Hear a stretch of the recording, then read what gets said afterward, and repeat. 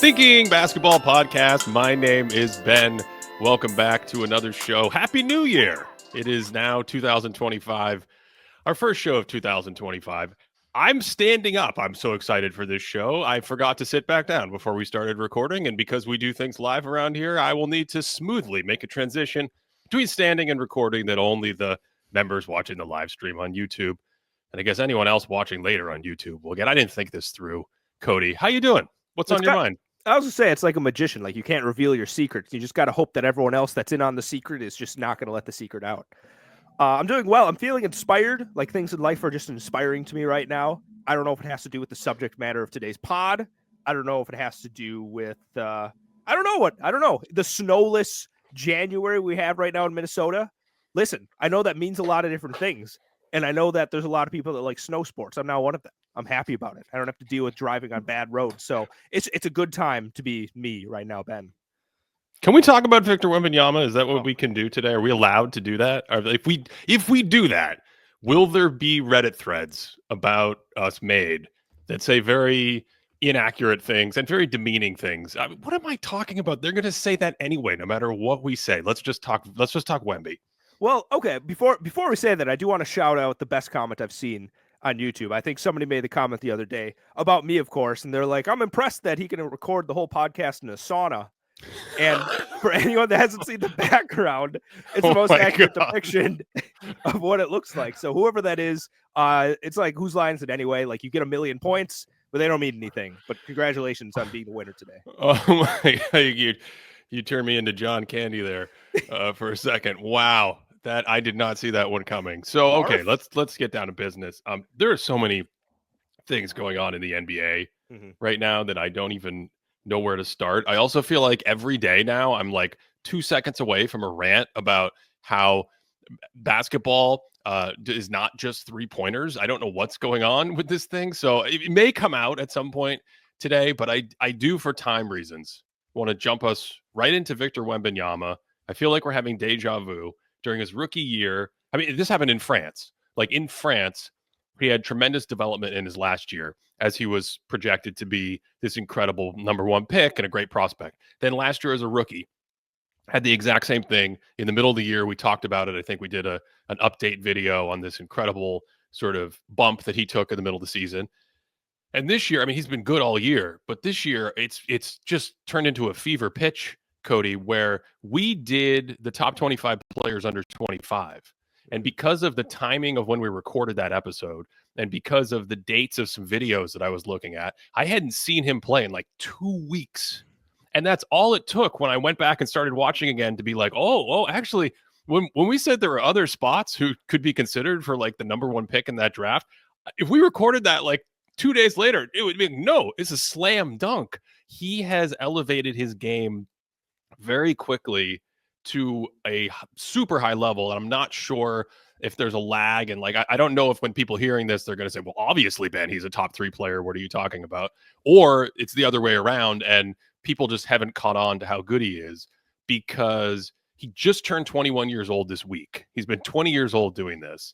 He might be the best defensive player in the league right now. We're going to talk about that today. We're talking about some crazy numbers there. And then offensively, he's way ahead of schedule. So we'll probably have some video content on this based around the idea that he is very ahead of schedule. And the ahead of scheduleness is already starting to tease you for the future, which we can talk about. But even just in the present, you're like, oh, wait a second. In the last month, how many NBA players were better offensive players than Victor Wembanyama? It's mind-blowing. Is he the best 21-year-old ever? We have so much to cover. Also, Shai Gilgeous-Alexander's amazing. So it's really strange because I actually remember, like, right away at the beginning of the season, I don't remember if it was our preseason pod or one of the first pods. I think I came on here and I was a little like, you know what? Wemby looks fine, right? He doesn't look like he's continued like the crazy all NBA stretch. And I was like, I think we can cool a little bit. Like, maybe he's not going to be the top 10 guy we were looking for. And you're absolutely right. It's weird. There's so much to watch in this excellent NBA. I don't know who doesn't think the NBA doesn't rock. The NBA is just amazing. There's so much to watch that you kind of just like, you go away from a couple guys for a second, and then you come back. And like you said, the 25, the draft of 25 players under 25, like reignited my passion for the Spurs and Victor Wembanyama.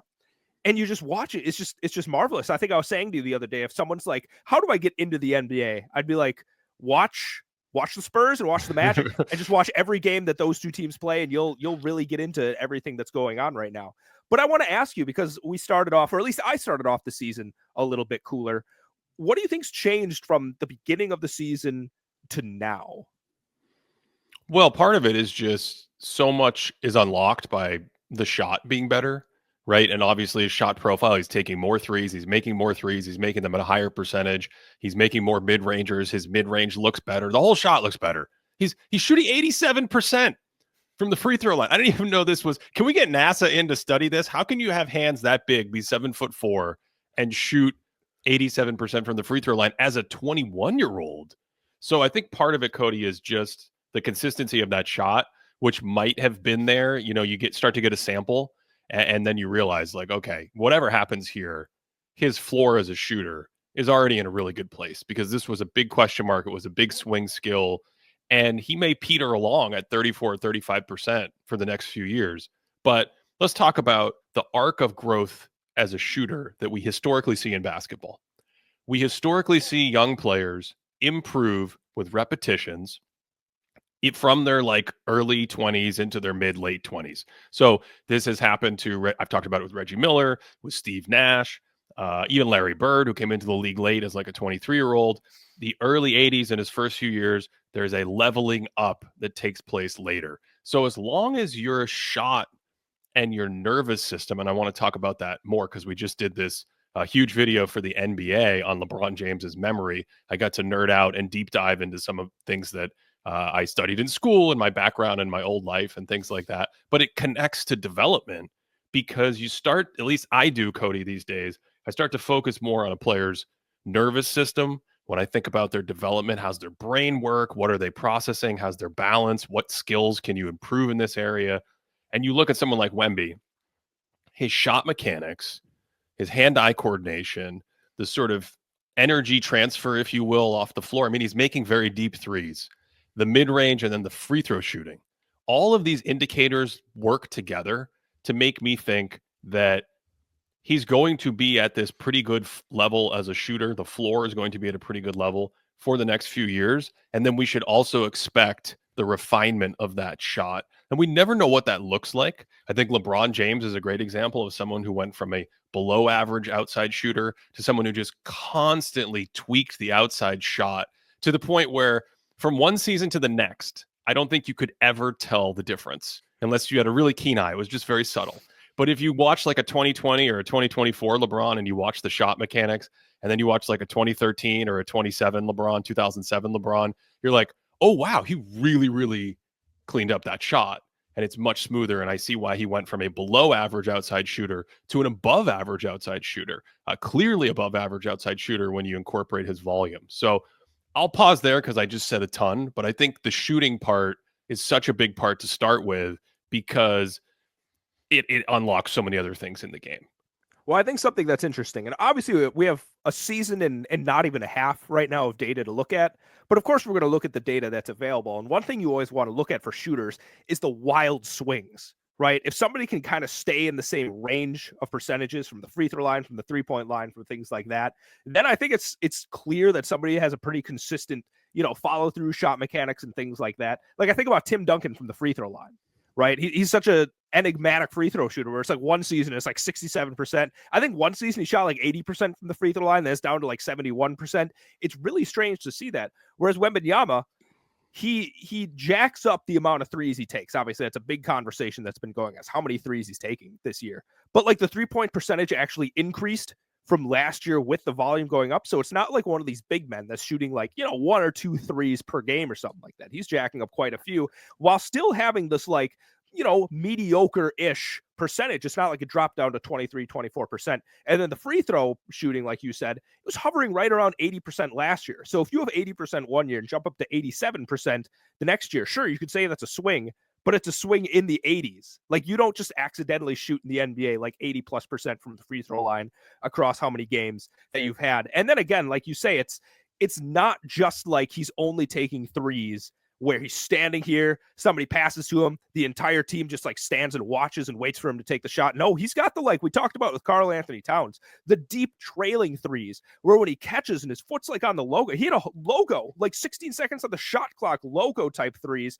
where the defense has to be like, are we really going to step up there? Is he really going to take it? And then he shoots it and buries it. And then you're like, okay, I guess we got to extend out the 3-point line. Then he gets a step and it's over. So the fact that he's experimenting with that kind of stuff in year 2, I mean, like that's the kind of developmental stuff that when you're talking about it, it's the stuff that's like, all right, we still have a lot to grow with when it comes to his skill development. I think another one is the game slowing down.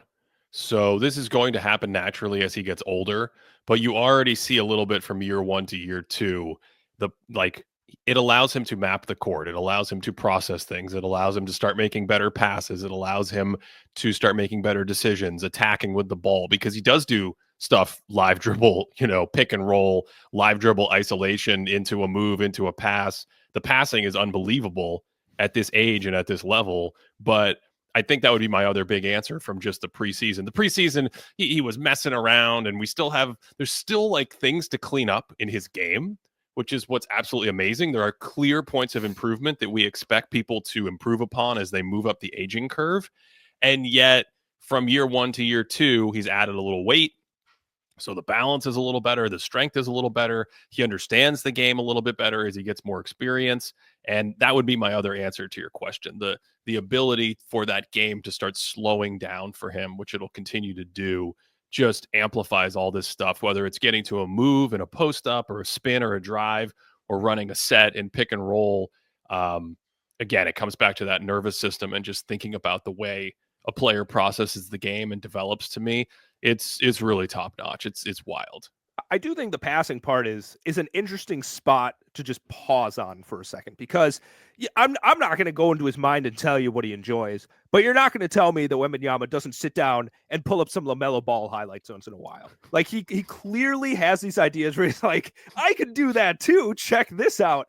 And then once in a while, like the pass will sail out of bounds, or he'll look away and like the guy shifts and he just like throws it 5 feet to the right. Like he just tries stuff like that. And I'm not saying it doesn't work out most of the time. Like generally, he actually has some good connections. I think it was against maybe the Hawks like a month ago. I'll probably reference that game a couple of times. He throws 2 lobs in the 4th quarter, and like a couple of them are just in traffic where he's like, oh, Sohan's going to be there. I'm just going to lob it right up there perfectly. So he has great vision, and he has the like excitement to try stuff. Okay. And so there's a clear place where it's like, all right, if we clean up some of those things, like you cut the fat from some of the, like, maybe you didn't have to no look there, right? Maybe you could take a little bit of mustard off that, although like there's never too much mustard, especially if it's like a turkey sandwich. Like you got a drier meat, you got to get some sauce on there. Maybe something a little bit spicier, Dijon or your something. Your turkey shouldn't be dry in the first place. You're already starting from a bad position. This is like when he spins into traffic with 3 players. He's got to clean that up. He's got to get more moisture on his ball handling. Go ahead. So, I mean, that's exactly it. I don't want to run through all of the things he can improve right now. But one clear thing is just like, don't get stripped as much as the turnovers. There's quite a few turnovers. Some of them are just like players know how to ball target pretty well against them. And then just like, you don't have to put so much mustard on it. You don't have to be LaMelo Ball every single time. But like you said, the vision is there, right? The vision is there. The slowing down is there. And then the willingness. I think willingness in terms of sharing the ball and moving it around is always key for some of these guys. And he's got it. Okay, let me put you on the spot early on. But we're going to go to defense in a second. Well, we're on offense, just at this level of analysis. I've asked, this has come up in multiple podcasts. So I'm putting you on the spot, but also you've had time to think about this, and you know what I'm going to ask. I can tell by your face. Where would you put him as an offensive player? If Donovan Mitchell is your top 10 guy, where is Wemby right now based on how we're playing? Because last month we're talking about like 30 points, 28 points per game, 30 points per 75, whatever it is. The efficiency is way up this year. He's very diverse all over the court, as a screener, as a ball handler, as a shooter, as a movement shooter, as a switch. I mean, it's like you take parts of other players. Anthony Davis, maybe the best lob finisher in NBA history, if not sort of at his peak, then certainly prolifically and functionally in today's game. It's hard to compare the old guys because they didn't have all the space and the opportunities. But AD, incredible. And you look at Wemby, you're like, oh, okay, he could be the GOAT lob finisher. You just throw it up near him. His radius is incredible. So he's got that part of AD's game on offense. Kristaps Porzingis. Okay, he could be a better shooter. He shoots from 3 deep, and you can't switch his screens like the Celtics do because you could just mismatch Hunt, throw him into the post. Wemby can play out of the elbow. Okay, then as a passer, actually, he's better as a passer out of the elbow and out of like the Sabonis game. But maybe that, Cody, I'll make it easy. I'll give you a pre-question before we hit that real question. I'll let you think about it more. How many big men passers are better in the NBA right now than Victor Wembanyama? At passing the ball. At passing, yes. Yes. Wow. Nikola Jokic. Yeah, so Jokic is a given. Would you say Şengün and Sabonis and guys like that are better than him?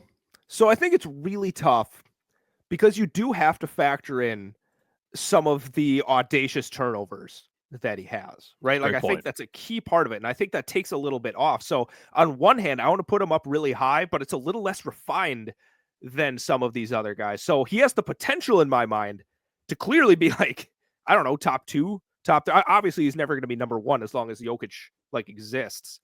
But I don't know, because I guess you have to factor that in a little bit. But I'd say the guys that you just said, like even Karl Anthony Towns, you throw him in there. But again, he has his own, like, he gets doubled, gets frazzled a little bit, but he still makes some really good reads. I'd say he's at least like in that pocket of players. Yeah, that's what I think. I think whatever tier is below Jokic and you have those guys. I don't know how we handle someone like Draymond Green, who's sort of like half point guard, half big man. But yeah, I think he's in that group. I think he can do certain things that those players can't do already. He does certain things and he has certain passes and certain ideas and vision. I mean, the interior passing is unbelievable. So I think he's ahead of other players in that area. And he has some passes that almost rival Jokic. You're like, what the heck was that pass? But I think it's a great point about the turnovers that maybe bring things back down to earth. But the point is there just aren't many. So, okay, we've stalled long enough. Well, Where would you? Let me talk about something, because the big question: how good of an offensive player is he? Like, yeah, I just want a ballpark from you. Yeah.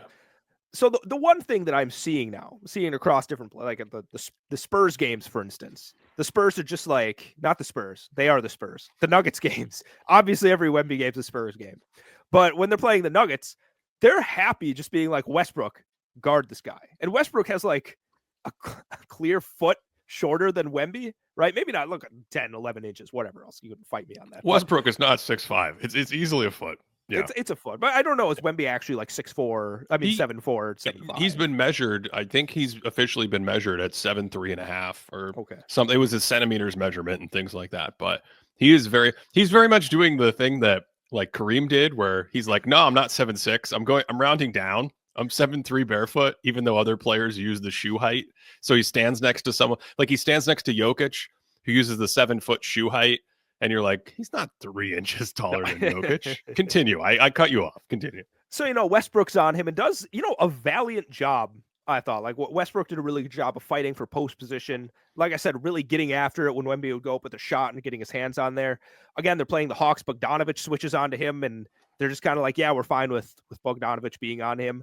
But of course, like, I think I'm watching, like, again, that Hawks game. He posts up against Bogdanovich. He's at the free throw line, and he tries to back him down, and he doesn't really have the strength to back down this guy that's like a wing player. However, he kind of has like the wily ability where he kind of like shifts around and he's moving, and you're like, all right, what's going on here? And then all of a sudden he takes a step and then goes up, and all of a sudden his hand's like 4 feet from the basket. You're like, well, wait a second, what happened? So I don't know. When I see things like that, I'm like, man, you get into a playoff situation, you get into a stingy type of defense. Maybe it's unfair, but like, let's say the Magic or the Rockets or the Oklahoma City Thunder really load up on him. Like, what is his level if that, like, you get a team that's scheming for you for across a 7-game series? Like, how good of an offensive player are you? And I still think it's very, very good. But I think because I don't know the answer to that question, I'm going to temper my excitement in terms of putting him too high at the moment. Because yes, regular season, he looks like one of the best offensive players in the world at the moment, right? But I do want to see him when it comes down to like, hey, we have really good defensive players. We have guys that can switch around. We got guys that can play different schemes. Let's see what happens when you go up against that. And then, Ben, I think the factor that I really want to bring up is, like, you take away Chris Paul from the equation here. The lineups where Wemby's on the court without Chris Paul, they're like a negative net rating, right? even though when he's on the court with Chris Paul, they're like a plus 10 or something like that. So then I ask him, like, man, how much is like the point guard Chris Paul plus minus thing really weighing into the way that Wemby's able to impact the game as well? So those are a couple of factors that, Ben, I don't want to come in being like too much of a stick in the mud, but I'm going to temper the excitement just a tad on offense. Don't you think that's just having a point guard, period, that last point, versus it being specific to Chris Paul? I mean, the team as a whole still misses him on so many areas, so many passes to the rim, so many lobs. I don't think they've fully understood how to use him yet, and that's fine. They're a development team. Last year, they had a bunch of guys who aren't going to be in the NBA. This year, they have players who are in the NBA who are better. They have more veterans. They're not going to be a title team. They're trying to compete probably for a play-in position. They're very competitive. They're trying to turn corners and grow. But if you think about something in a more mature system, right? I mean, I think we may have brought this up before, but like throw him on the Celtics instead of Kristaps Porzingis. I mean, does the Celtics offense get worse? It feels like it gets better.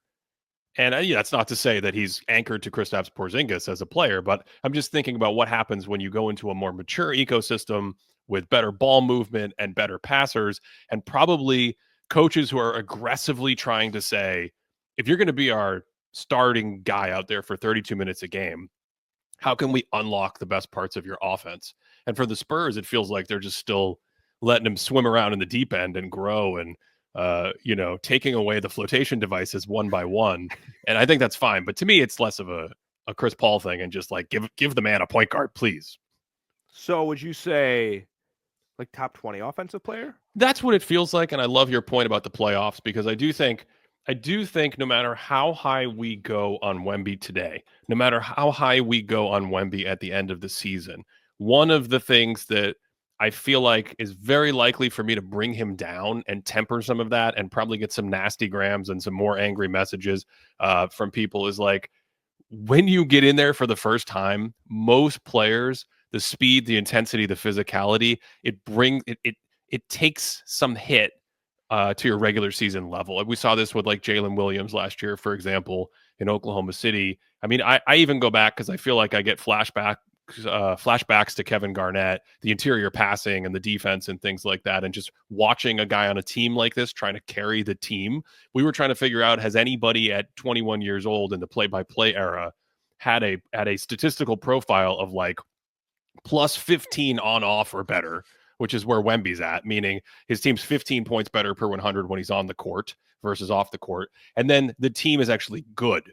Like he's plus, I want to say plus 6 or plus 7 when he plays, and then they're getting wildly outscored when he goes to the bench. And the first guy I thought of was young Garnett. The second year that we're talking about, he went to the playoffs. He had the exact same thing happen. He had like 10 turnovers in a game. He was falling apart, but his team wasn't even as good with him on the court. I think they were plus 2 or plus 3 with him on the court, and it was around plus 14 or plus 15 on off. So this is just rarefied air. It's just historic stuff. It's why at some point we want to discuss how he stacks up with other 21-year-olds.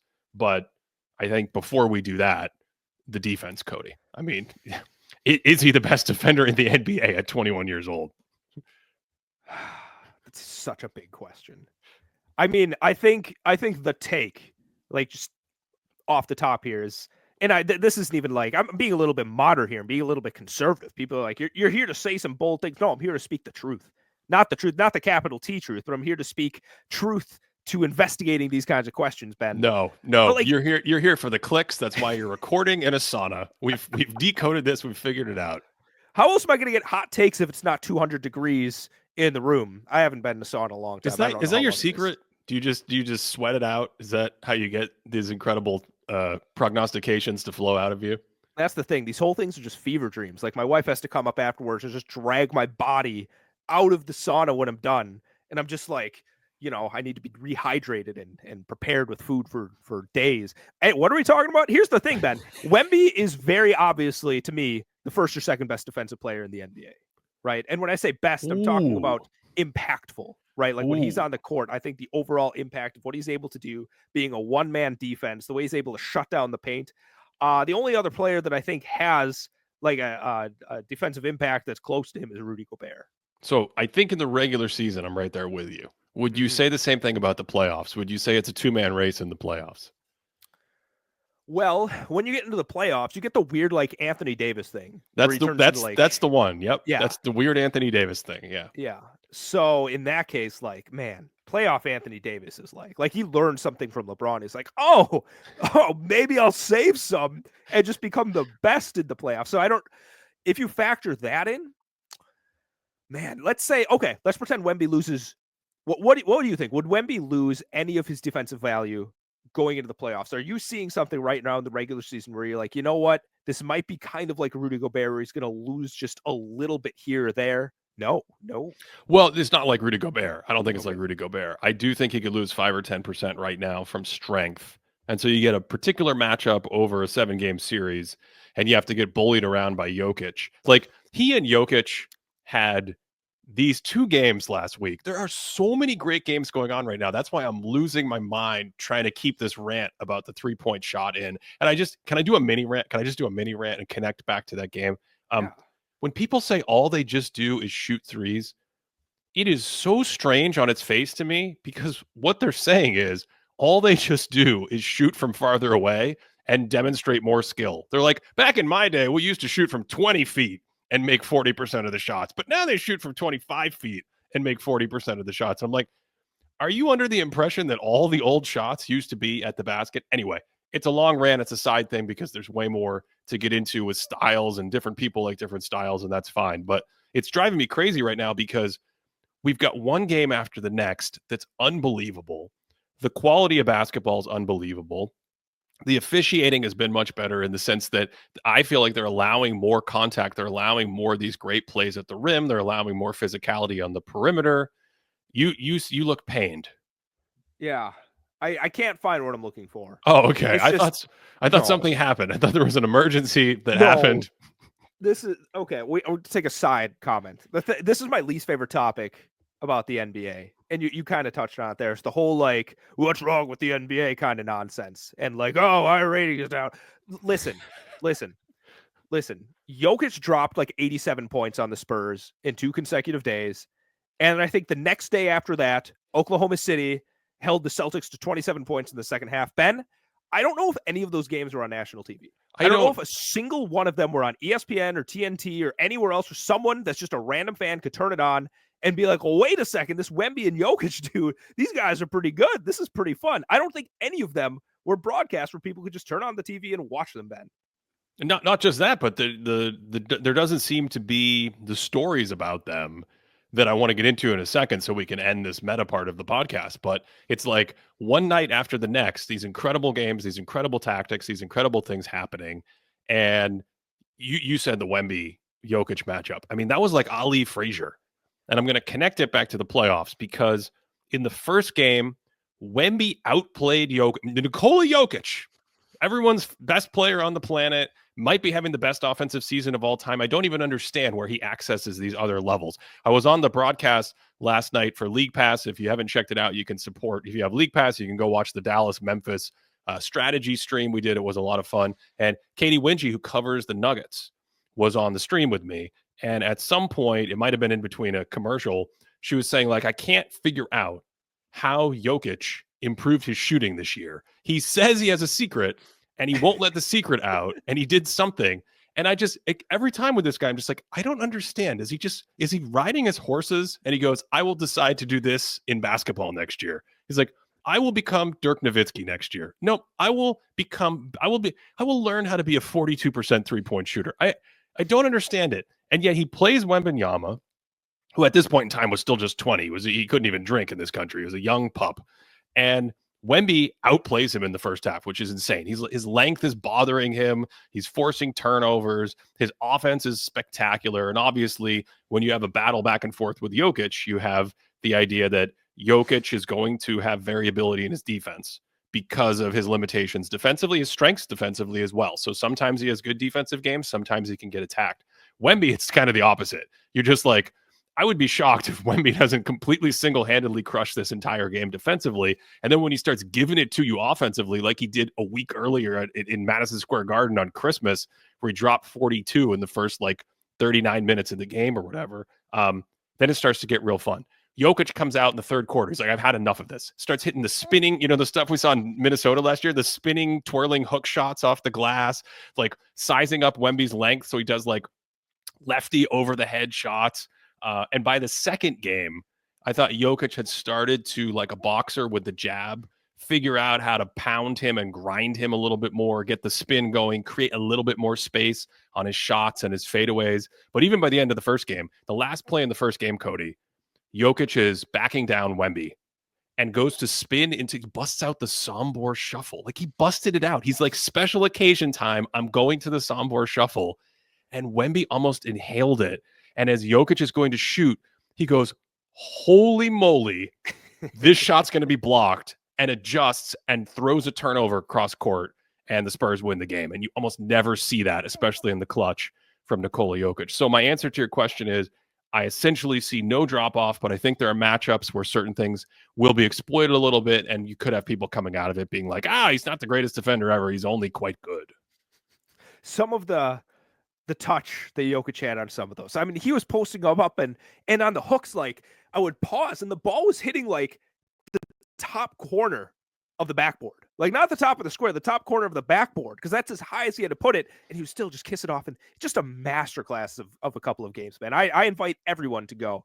And I think maybe the first of the two matchups, I think on January 3rd was my favorite of the two. There seemed to be something a little bit more personal about it, but I mean, both of those Spurs Nuggets games were just unbelievable. But yeah, we talk about the defense. Like I thought the beginning of the game, and not the beginning, I'm thinking of a different game, but overall, just like a masterclass of shutting it down. Of course, he can be posted up by Jokic. Jokic is one of the best post scorers we've ever seen. But in terms of like, if there's not a cutting action, he's out of the paint or something like that, and he's standing in there, players just turn away from him. Like they just stay away from the paint. They're taking floaters maybe like 3-4 feet further away than they'd want to. Or if they are a little bit closer, they have to just arc that so much higher because his vertical reach is ridiculous. I think you've extended it. We've referred to this paint protection calculator that we've been playing around with just to see how many paint shots a player impacts when they're on or off the court. And I think you added a little bit to some short mid-range stuff. Do you have any of those numbers available that you could share about Wemby? I do. I don't know if you can hear them with my dog. She's very excited about the Wembanyama Jokic game.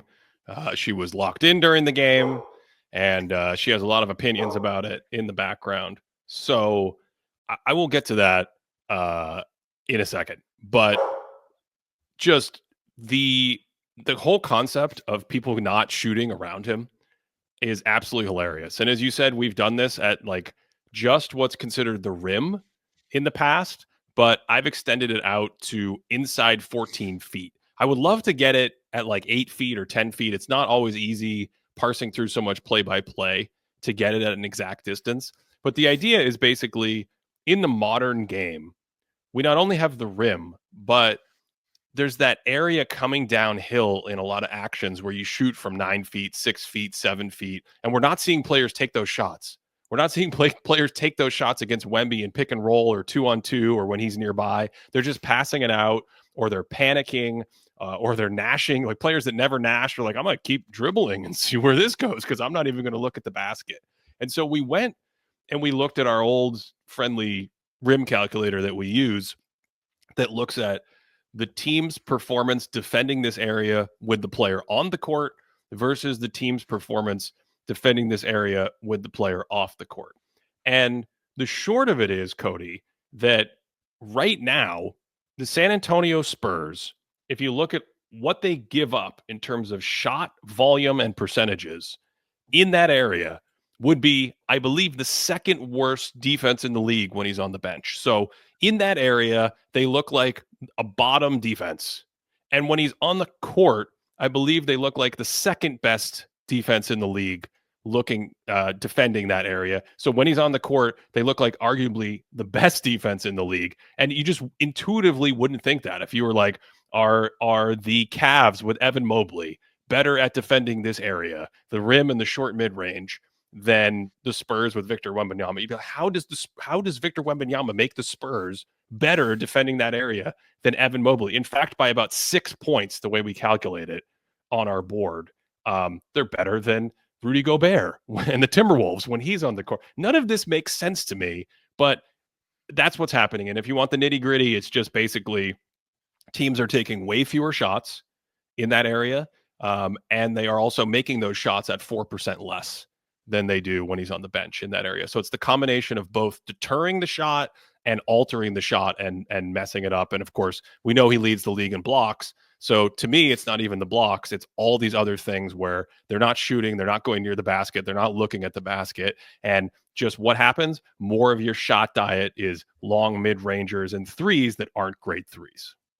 I think what's terrifying about everything that you just said is, of course, this is what has to happen when he's near the rim. He can't impact the game when he's outside of the paint defending people, and he has some great recovery speed. He's not like Olajuwon, where you go back and watch some of those Olajuwon highlights, and he's just like a cat. He just like pounces, and all of a sudden it's like, oh my goodness, how did you like physically cover this much ground and get there to protect it? He's more like, how did you read? It's like a Space Jam block, right? Like he's over here, and you drive in, he's all of a sudden reaching across, like contesting. It's like, oh, wait a second, how did that happen? But I feel like I've seen, like recently when I've really like tried to lock in on the defense, the awareness and reaction isn't always there. There are some times where he's like out on the elbow, and it seems like in his head, it's like, oh, my teammates will be able to handle this, as opposed to being like, oh, wait a second, I'm Captain America. I should probably run to the rescue anytime somebody goes towards the paint, right? And so I think that's something that if that awareness develops, which obviously it will, it's a second like year in the league. I don't know how many players came in as a second player in the league as just a genius level defensive player. But like as that improves, you can actually see how his defensive impact is going to expand, right? And I think that's the craziest thing about watching is this guy's clearly the first or second best defensive player in the league. You know, maybe third best if you're like, oh, we factor in the playoffs or whatever else. But I would say clearly one or two. And yet he still has clear places where you can point to and say, hey, you develop your communication, you develop some of these reaction times, some of the court mapping, and you can be even better.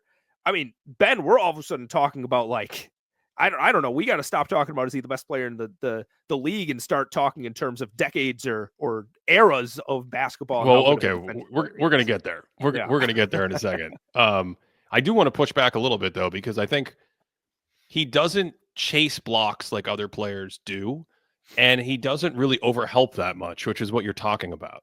And so I actually think he's already pretty good in that area.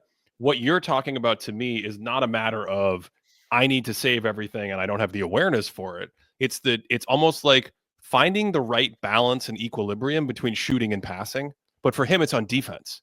For him, he has to find the right balance between when do I go save one of my teammates and when do I stay and trust and stay on the outside. Right. So if you compare that to like the Rockets, and we've talked about the Rockets and a video content on the Rockets, some of those guys like Tari Eason, they kamikaze themselves. They overhelp like crazy. And it's part of the scheme, and there's nothing that wrong with it. I'm not criticizing it, but it's just a philosophy. And with the Spurs, Wemby is just kind of like that base, right? He is the one-man defense. But what's crazy to me, and the thing I actually really want to push back on, not just the idea that he doesn't have poor awareness per se. He's just trying to find the perfect equilibrium, the perfect shot selection on when to chase on defense. But the thing that's crazy to me about these numbers, Cody, is that Rudy Gobert tries to stay near the basket. Most of these shot blockers, Ivica Zubac, who is one of the better rim protectors in the league, we've talked about him before, having another great year. He tries to stay near the basket. Jaren Jackson Jr., another one who's always had good numbers, and we've talked about his fouling, and that's actually reversed this year. We now actually see when we include free throws that his rim protection looks better than it has in the past, when usually you include free throws and it looks a little worse. Those players try to stay near the basket, and specifically with Gobert, who's the only one who can rival him, and you talked about him as a one-man regular season defense. The Wolves don't want him out on the perimeter chasing players wandering around. They want to keep him closer to the basket. What's amazing to me is that Wemby has possessions and the Spurs have possessions where, because he's so versatile as a defender, they aren't freaking out and going, oh my God, we have to scram switch behind the play to get Jeremy Sohan out of the paint or Harrison Barnes out of the paint or Devin Vassell out of the paint. Wemby will stay on the perimeter on certain plays, and yet he's still producing these numbers. So to me, it's almost like if you were to bias more toward playing him like Brook Lopez or playing him like Rudy Gobert, not just drop coverage, but just in general, just trying to keep him closer to the basket like Rob Williams in Boston, I actually think these numbers might go up. And I think that's why when we get into like talking about playoff differences, my answer was so sternly like, no, an offense is not really going to exploit him defensively in the playoffs because he doesn't really have any clear defensive weaknesses in the sense that he's incredibly versatile. He can switch and guard the perimeter. He can play basically every coverage and pick and roll. He has this entire presence of freaking people out like we've never seen. He might even be better in these areas than Rudy Gobert. And in addition to that, agility to say, I'm going to swivel my hips and take one step and break up this pass, but I can play 25 feet away. It's extraordinary to me. And I do think we need to talk about what his ceiling is as a defender. And is it the highest ceiling for a 21st century modern 3-point era defender that we've ever seen? Well, I take everything you're saying. I don't want to make it sound like I think that Wemby is an unaware defensive player, that he just doesn't have the court mapping ability. But, I'm marking a couple of things. I'm watching the Spurs game, and I feel like, it's the second quarter. I think it's the January 4th game. And he kind of watches this cut unfold like by him. And he then reacts like a second too late. And I remember marking it down because I'm like, okay, if you had like Draymond Green, he sees that and he just like cuts with the guy. He's like, oh, I see what's coming up. And I'm like, oh, if Wembanyama had that like capability, or like you said, the scram switch situation. There's a situation, I forgot. I think it might have been, I'm not even going to say a player, but somebody that wasn't him got switched onto Jokic. There was a moment where they were kind of standing there and I was like, scram the guy out of there. And he didn't quite go for it. I'm like, oh, that's another point where he probably could have stepped in and done that. So there are those moments I mark, but again, Ben, we're nitpicking at somebody that's just like a Titanic all-time level defensive player. Yeah, there's something there to improve. What's incredible to me is that as many plays as he has, like the one where he didn't pick up the cutter and they get a basket. There are plays where he takes a second to pick up the cutter and then he still blocks the shot. You're like he wasn't all over it, because this is almost his philosophical approach to defense. He just sort of the guy like tries like no look blocks, and he's kind of like keeping things he's court mapping the floor defensively. He's like, maybe there's a cutter over there, but I don't really have to go that close to him because I have an 11-foot wingspan. Someone in the comments, and I've made this point before, Button Man, Wemby reminds me of Elastigirl. And they just have that element of just like, well, I'm near the hoop. That's how he defends. And I think that's part of why he doesn't overhelp. And he's played like this since I've seen him in France. He played like this last year. And I do think you're right in that there's something there that can only improve, which gets scary and starts to ask the question, like, what is the peak of this defense look like? Man, I mean, I think it's always an interesting conversation about like, how high can a defense peak individually in this era? It does feel like we've skewed. Like, if you had asked me this maybe 5 years ago, I would have been like, it's pretty depreciated. Like, the value of that the moment is just not quite what it used to be. But it feels like right now you can have a little bit more impact than say around like 2019 or something like that. I'm thinking, Ben, I'm trying to think back 20 or second year. I'm thinking about like second year types of defensive players. I don't know if you want to talk about just like players in general that he's compared to. But what other second-year players come to mind in terms of like the defensive impact? Because one guy that I think of like immediately, I don't remember Kevin Garnett off the top of my head, but David Robinson is somebody that just, I mean, obviously a massive dude, quick as a cat, kind of has the Olajuwon sort of thing. The ability to get up, like he just jumped so quickly and double jumped and could move around the court so athletically. That's one guy that comes to mind when I think about these young players that have such like titanic defensive impact as a big man. Yeah, I think Hakeem. I think David Robinson. I think Mutombo. I think Tim Duncan is another one. I mean, these are guys, but these are all 20th century guys. I think an interesting question is, have we seen anyone in the 21st century who has had second year impact like this? I mean, Rudy Gobert in his second year, he was a little bit older. He finished 5th in Defensive Player of the Year. He did not win a Defensive Player of the Year until he was 25 in 2018, although he did come in second in 2017. So, I mean, I think for the modern game, for the 21st century, for the pace and space era, we're certainly seeing the best second year defender. Cody, I thought you were going to really cue it up there. I thought you were going to ask me. We've talked about like 20-year-old seasons, the best 20-year-old season. He's 21 years old. It's his second year. How many second year or 21-year-old players have been better than Victor Wembanyama? Can I give some names and we can maybe sort through them? Please. Okay. So here's some players. Second year players. 21 younger. I guess David Robinson was 25 in his second year because he had get out of here. David Robinson was in his peak when he came into the league. He was. I want people to sit down because I'm going to say some names. I'm going to say some names Mm-hmm. that might shock some people. Mr. Magic Johnson. Yes. This is what, 1981 Magic Johnson? Yeah. Okay. Magic Johnson. We have 2005 LeBron James. Okay. We have 2020 Luka Doncic. Do you want my reaction to each one of these as they come through? I'm going to say some names, and then maybe we can sort them all out. Okay. How about a little 1994 Shaquille O'Neal? Yes. Okay. Mm-hmm. Now we're getting somewhere. I don't even know who else to throw. What if I just put those names out? What's your reaction if I said that he's in the same ballpark as these guys? I think he's in the same ballpark as a lot of them. I mean, this is what, honestly, my memory was the reason I wanted you to go through them again. Where do you want to start? Chronologically, you want to start with Magic? Let's go to Magic. Okay. I think he's better than where Magic Johnson was in his second year. I think Magic Johnson at 21 was, I would say, an all NBA level player. I don't think he had reached that MVP area per se yet. And I think Magic's development, I mean, Magic's such a fascinating player, but his development as a player is so interesting, or so influenced, I should say, by the Game 6 of the 1980s finals, where people are just like, oh yeah, that's how Magic was. I mean, I won't pay attention to the fact that the Lakers didn't make him their starting point guard for like 4 more years, but Magic could just throw up 45, 15, and 7 whenever he wanted. And it's like, no, that was like maybe the best game he played in the first like 5 or 6 years of his entire career, that one game. So he was great, but I actually feel like with Wemby, don't you agree that we're talking about like high all NBA level right now? If not, I mean, we got to see where it goes, but if not, flirting with that MVP line. I think, again, with Magic Johnson, too, at that point, he didn't quite have the jump shot.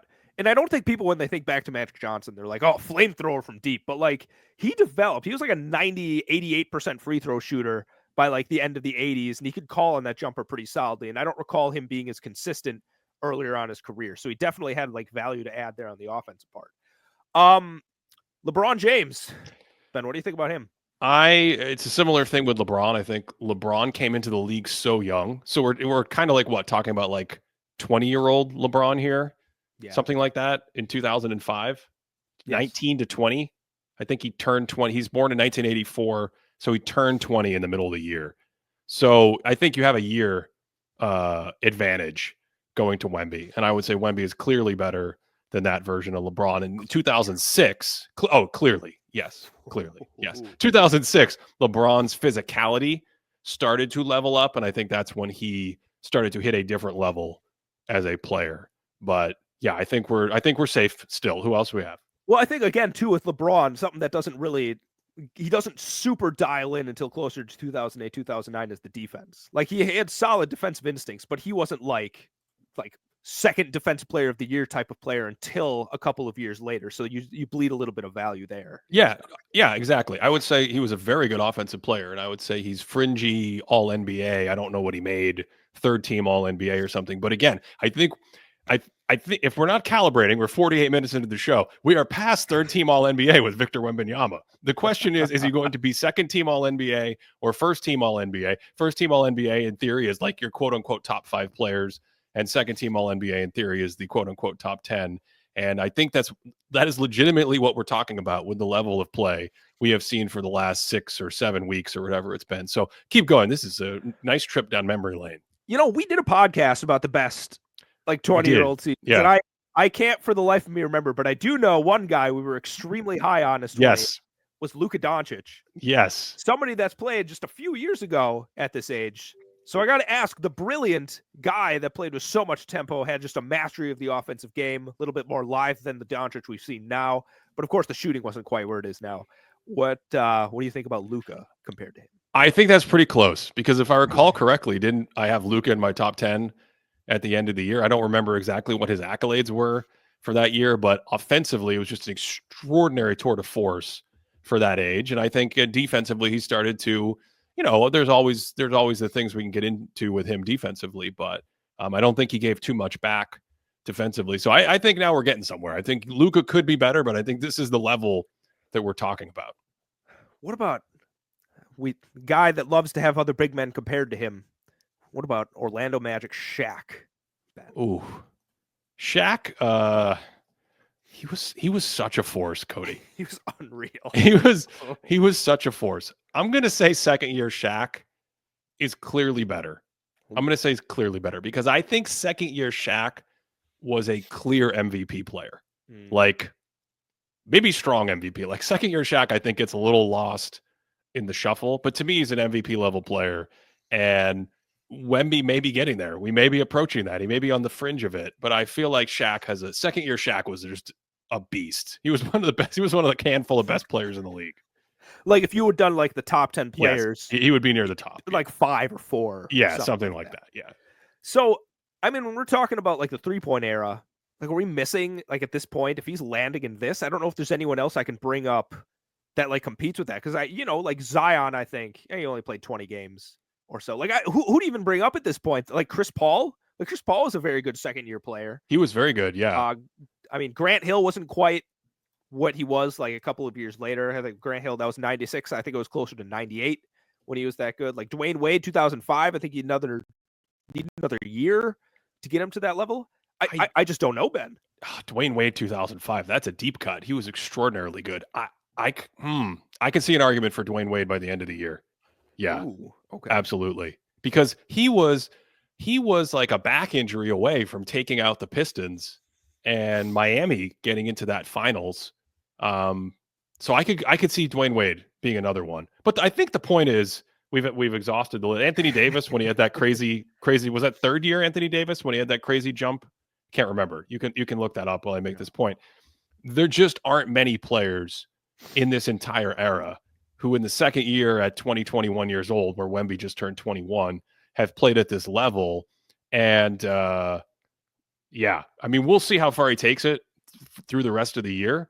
But the thing is, if you have best defensive player in the league and you're a one-man defense, and this is not just a regular season thing, so you're challenging playoff Anthony Davis as some kind of defensive cheat code. And then on offense, you are one of the better offensive players in the league and you're insanely versatile. And it seems like you could be the center point. You could build an entire offense around this player in multiple different ways, but also he can fit with other players and might be more dangerous next to high-level pick-and-roll passing talent. Like, could you imagine Victor Wembanyama playing with Luka Doncic? Could you imagine that? That feels like the perfect fit. Yeah, I just don't think there's many players that you're going to be like, look at the like top players in the league. And then once you get through your MVP finalists and your Sheas and your Giannis's and all that, then you just go like, it's not clear anyone else is better than Wemby anymore. You're right. It's third year Anthony Davis, where he finished 5th in MVP voting. That was his 21-year-old season. He's not quite to this level, but I also want to shout out second year Penny Hardaway. I think he was quite a very good player, but I don't think he's quite to this level. But that's a sneaky, very good second year player. Is Penny? Thank you for doing that. Can I before we wrap? You make that point and move on. I would just love. We haven't said it, just for anyone at this point who is like, what are they talking about? I just want to point out. In the last month, Wemby's just basic stats, 29 points per game. He's shooting 38% from 3 on 10 threes per game, 11 rebounds, 4 assists, 5 block shots per game in 2025. And the Spurs are like plus 10 per 100 when he's on the court. The San Antonio Spurs are crushing people when he's on the court. When he goes off the court, it's not good. It's not good.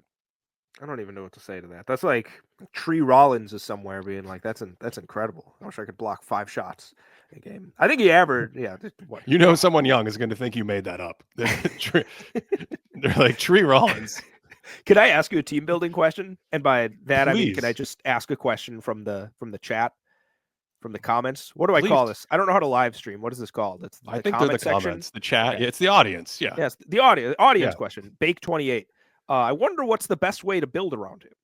So Ben, if you were to build like a team around Wemby, like you said, like would you ideally do like you get like a peak Chris Paul, you get somebody like Luka Doncic. Like what kinds of a team do you want surrounding Wembanyama in an ideal situation.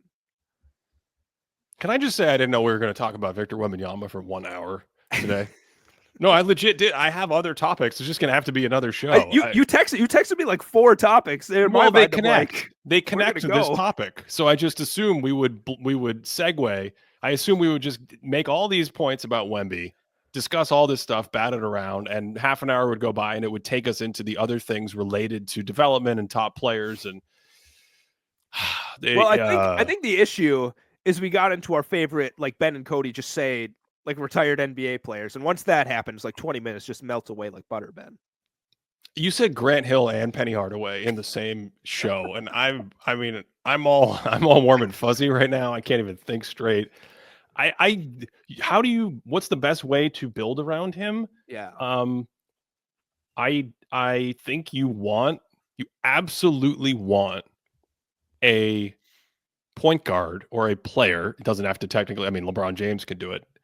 You want a player who can run pick and roll / pass and access his vertical dimension. And it would be really cool if you had multiple players that could do that.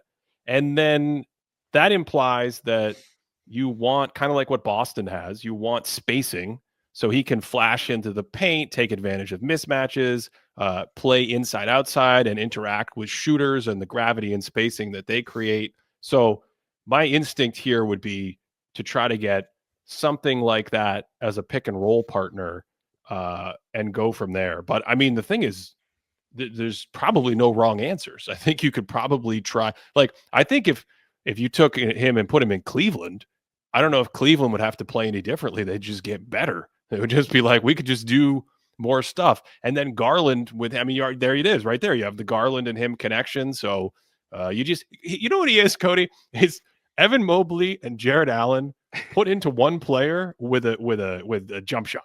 That's what actually he's even a better passer than Mobley. I mean, this guy's ridiculous. I think one thing that's actually really sad now in retrospect is when his stock was low, it would have been really sick if Trae Young had ended up in San Antonio. I love the Chris Paul Wemby thing, but I think Trae Young's kind of showing that like the 13 points better on offense when he's on the court versus off. Like Trae Young is a very good player, but somebody like that would just be devastating in terms of somebody that can just like you said, access the lob pass and then dish it down and stuff like that. So I don't know. Now we're just like fan casting NBA teams. Like, what if Wemby played with Michael Jordan? Well, let's leave with this one.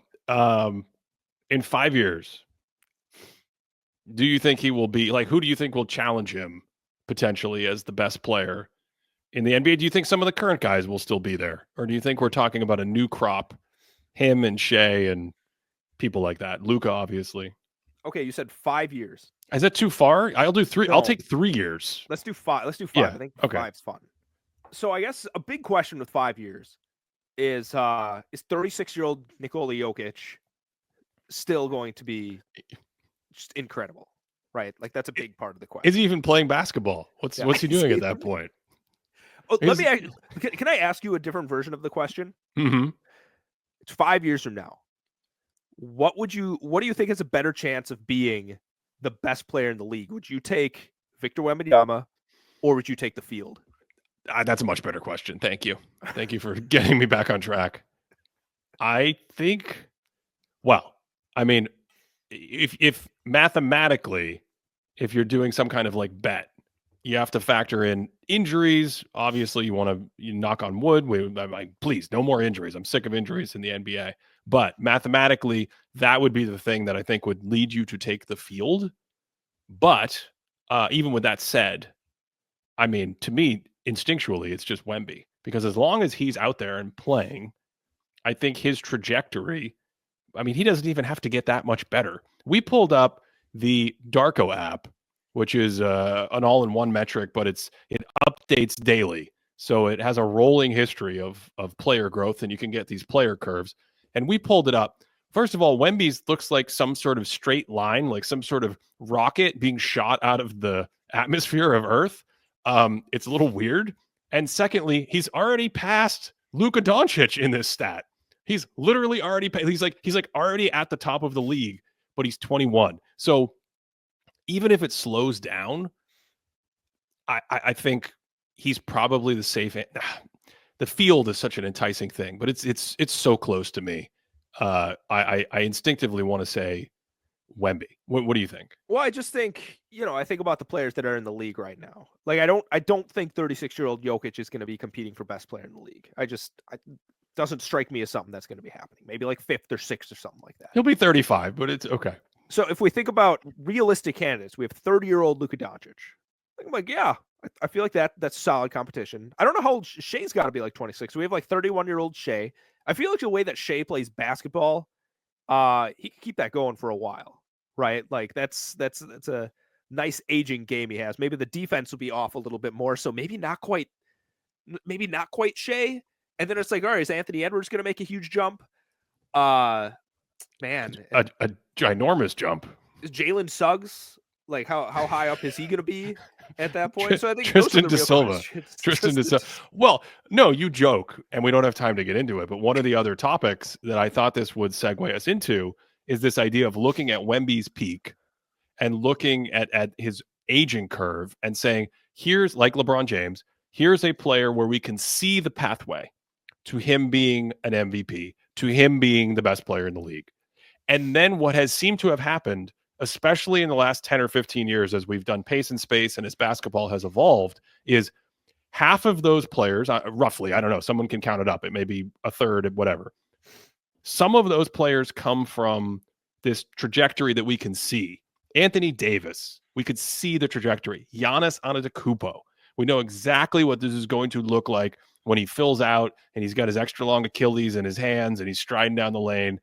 And then the other half, we've done an entire podcast on this before, is players just breaking through what we thought was their ceiling and just creating just new powers in new dimensions, and often multiple things that we didn't think about. Like I think of Steph Curry. He's one of these classic examples. And you're like, okay, Steph Curry, if I'm really high on Steph Curry, I think he might be a multi-time All-Star. But literally in 2014, once you were already really high on Steph Curry and he was an all NBA player and you're strutting into the end zone. You're like, man, my man, Steph Curry, I knew he could be this good. He literally was like, hold my phone. What happens if I just start shooting 15 threes a game? And you had this outlying hand-eye coordination and shooting ability combined with this outlying, basically Olympic level endurance athlete that he is, and you started putting these things together, and it's like, well, he could shoot all over the court, he can shoot from far away, and we know the rest of the story. And there's players like that, and I think Nikola Jokic is a player like that. Just, okay, he can be good, but how good? How can he continue to be this good? He's the best passer ever? What? I don't even understand. He shoots better than Dirk Nowitzki statistically. I don't understand what is happening. And so there's likely to be a player or two like that. Shai Gilgeous-Alexander, I think, is the latest example. I mean, I love Shai coming out of Kentucky. I love Shai his first year with the Clippers. I love Shai in his second year. And then all of a sudden, just like it creeps up on you, like a couple years later, you're like, wait a second, what? Shai's a top 10. Now Shai, like they put up the stat the other day, and he doesn't really play anything like him holistically. But it was a fair stat to put up. They put up the stat, and it was like, players with 30 points, 5 assists, 5 rebounds, 2 steals, 1 blocks. NBA history. Shai Gilgeous-Alexander, Michael Jordan. And I was just like, yeah, okay, yeah, that tracks at this point. That's Shai. So, Cody, it's a great question. We'll leave on that. I think in 5 years, you're going to have a couple guys like Wemby who are there in the conversation. Wemby and Luka are the primary candidates. And then you're going to have 1 or 2 guys in this conversation that we have no idea it's coming, and I am here for it. That's going to be really exciting. There's going to be somebody. I guess somebody's sitting out there like Cooper Flag, but again, this is another guy you see coming, right? We're talking about Tristan da Silva. We're talking about like a 3-and-D player who just keeps going. You know, like what if a 3-and-D player didn't stop growing? Then what would happen? Would he become Kawhi Leonard? That'd be a fun conversation. Try and pick out who's going to make the next big time jump. I'm trying to look through the list of players, and I'm like, who is a young guy that I think is just going to absolutely explode and blow through that curve, Ben? Who's going to do it? I don't know off the top of my head. I don't know. I'm telling you, it's a whole nother episode. We'll have to do it sometimes. For this one, that's it. If you want to support us, patreon.com. youtube.com/thinkingbasketball. That's the best way to do it. Of course, we have all our extra member content this year. We got a bunch of gamers coming in the Great Game Series because, my God, January is just full of absolutely unbelievable basketball games. We have early releases on videos. We have an extra on Cody's LeBron James. We have an extra on from the NBA project. We have an extra on LeBron James there. And yeah, you can check that out. Patreon.com/thinkingbasketball. Best way to support us. You can also get that video content on YouTube directly if you want. Join the membership. There's a join button there or something like that. Cody, you wanted to give us some final parting thoughts? Basketball just rocks, Ben. Like there's actually been an issue, like you said, the last few days. There's been too many good games. Like I try and watch as much as I can. Like when it's like after the game, I go back and watch it so I can skip through commercials or whatever else. But I didn't have a time to slot in that OKC Boston game, and I still didn't watch it very closely. But I was like, I need to at least have this on. Like I don't have basketball on in the background very much, but I'm like, I don't have time to watch this. I need to just like have it here so maybe some of it will absorb into me. And there's just too much, Ben. There's too much for me to keep up with all of the great basketball that's being played. I think maybe one day, I mean, the audience can let us know, but one day you and I should sit down and discuss what makes a great game, because I think we differ on this, and I think it connects back to the 3-point shooting, and I think it connects to the, all the ratings are down and all this stuff, because like some of these games, the OKC Boston game was extraordinary. It was I've watched it twice. It was extraordinary. It was literally a finals level game where the players on the court played at an extremely high level, and the coaches in the game and before the game coached at an extremely high level with all sorts of tactical things happening.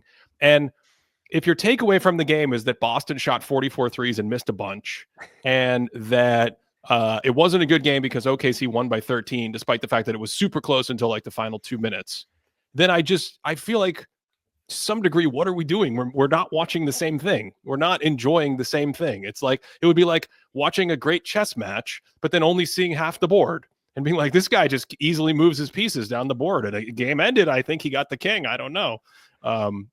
Anyway, we should, yeah, go ahead. I just think, Ben, at the end of the day, the NBA should create the Department of NBA Celebration, the Department of Basketball Celebration, and put us at the head of it. Like that's what we need to have. So I would happily head this organization of celebrating the game of basketball. Just put me up there, and I'll just be up there. So, Ben, tonight, Boston Celtics and Denver Nuggets are playing. Oh my God. The Boston Celtics, apparently the Timberwolves made a huge comeback yesterday behind Anthony Edwards' 37 points. Did the Kings. The Kings also made a huge comeback. And so did the Bulls.